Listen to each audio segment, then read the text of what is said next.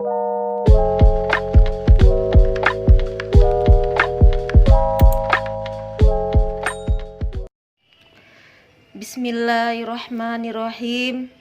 Assalamualaikum warahmatullahi wabarakatuh. Kembali lagi dengan Hanastan Channel yang selalu menceritakan untayan kisah para wali Allah. Apa kabar sahabatku semuanya?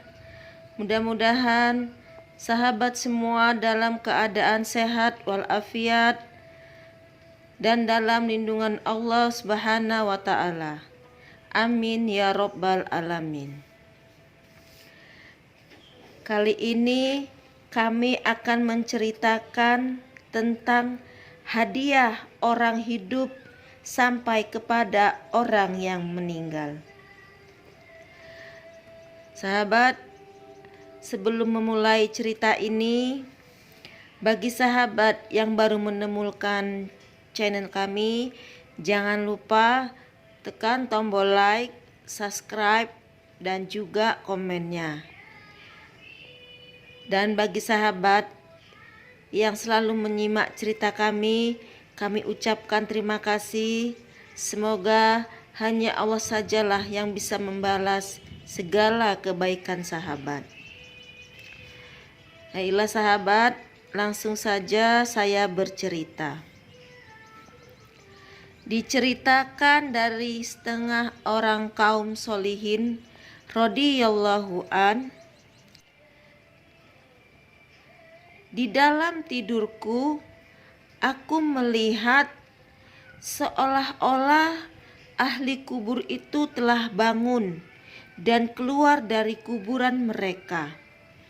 Kemudian mereka sedang mengutip sesuatu yang pada mulanya saya sendiri tidak tahu apa itu.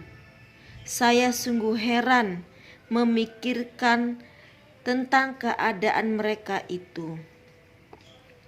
Pada sudut yang lain, saya melihat ada seorang lelaki yang sedang duduk sendirian, dan dia tidak mengambil apa-apa pun seperti orang yang lain di situ. Saya pun mendekatinya dan memberi salam kepadanya. Lalu dia menjawab salamku itu. Kemudian saya bertanya kepadanya, "Apakah yang dikutip oleh orang-orang itu?" Tanyaku kepada lelaki itu.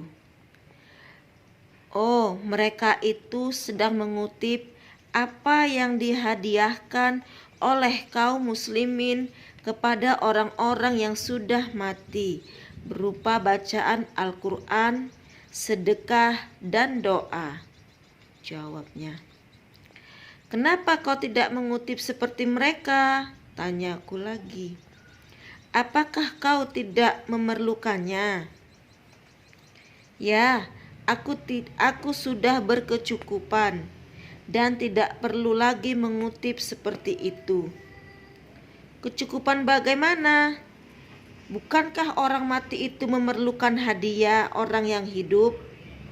Kataku kepadanya. "Memang betul itu, tapi bagian yang aku dapat sudah cukup." Jawabnya lagi. "Sudah cukup?" "Ya, sudah cukup. Sebab anakku menghadiahkan kepadaku setiap hari pahala 1 khatam bacaan Al-Quran." Jawabnya lagi. "Di mana anakmu sekarang?" "Dia menjual kacang di pasar kampung ini." Keesokan harinya, saya pergi ke pasar itu untuk melihat anak orang yang saya mimpikan pada malam tadi.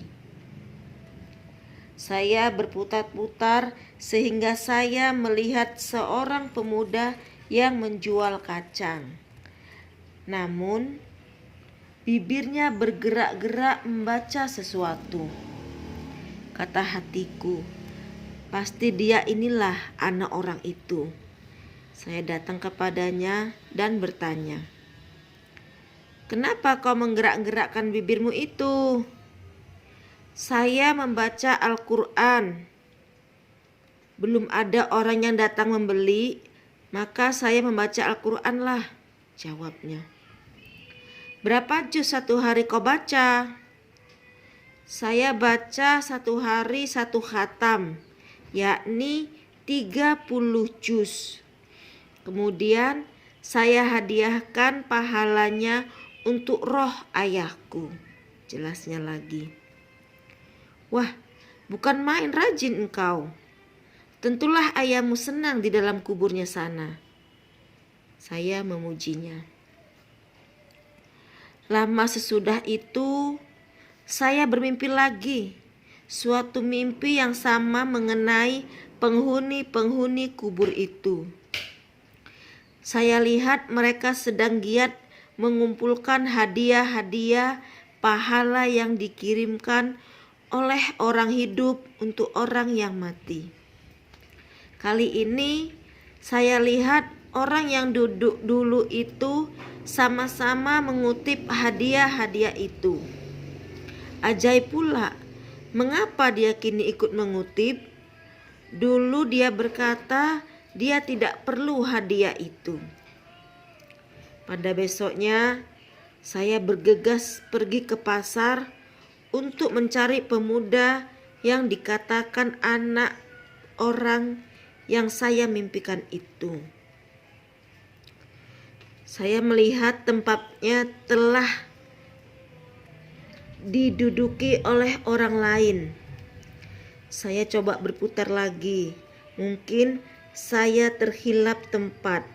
Tetapi kali ini saya sudah pastikan dia sudah tidak ada di situ lagi. Di mana pemuda yang menjual kacang di sini? Tanyaku kepada orang yang menggantikan tempatnya. Oh, pemuda itu sudah meninggal dunia, jawab orang itu. Kapan? Baru beberapa hari ini, jawabnya lagi. Saya terus insaf. Patutlah, kataku di dalam hati.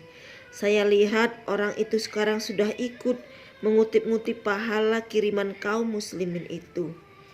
Karena kiriman anaknya telah terputus.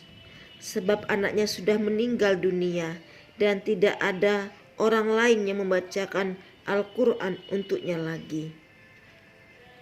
Kemudian saya memohon kepada Allah Ta'ala supaya memperlihatkan kepadaku derajat-derajat ahli kubur dan kedudukannya di sana.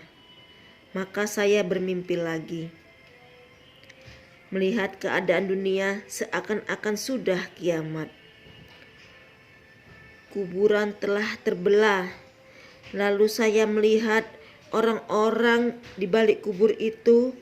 Ada yang tertidur di atas lihaf sundus. Ada yang tidur di atas sutra yang halus. Ada yang tidur di atas wangi-wangian. Ada yang tidur di atas kasur. Ada yang ketawa. Dan ada yang menangis. Lalu saya berkata di dalam hatiku, ya Tuhanku, kenapa engkau tidak samakan saja mereka itu dalam penghunian-Mu? Dengan tiba-tiba saya mendengar satu seruan dari para penghuni ahli kubur itu. Hai fulan, bahwasanya semua itu adalah dengan tingkatan-tingkatan amal. Adapun pemilik lihaf sundus itu ialah orang-orang yang berbudi pekerti luhur. Pemilik sutra yang halus ialah para syuhada. Orang yang tidur di atas wangi-wangian ialah orang-orang yang benar. Dan orang-orang yang ketawa itu ialah orang-orang yang sudah bertaubat. Manakala orang yang menangis ialah mereka yang banyak memikul dosa. Di waktu itulah aku tersadar dari mimpiku. Dan aku terus teringat tentang apa yang aku lihat dari berbagai keajaiban itu. Semoga Allah menurunkan rahmat-Nya ke atas mereka sekalian dengan berkat penghulu sekalian Rasul.